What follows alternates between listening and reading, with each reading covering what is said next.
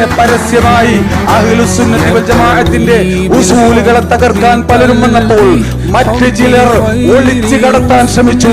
ഒളിച്ചു കടത്തിക്കൊണ്ട് ഈ ബിദ്അയുടെ ഗ്രന്ഥങ്ങളും പുസ്തകങ്ങളും വ്യാപകമായി സുന്നത്ത് ജമാഅത്തിന്റെ മക്കളെ പഠിപ്പിക്കാൻ ശ്രമിച്ചു.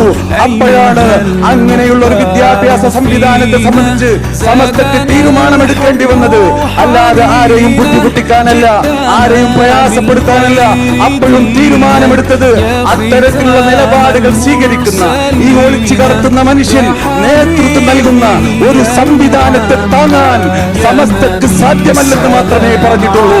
ആ തീരുമാനം 2023 ഏപ്രിൽ 1 മുശാവറയിൽ ഐക്യകണ്ഠേന എടുത്ത തീരുമാനം ഇന്നും നിലനിൽക്കുന്നു.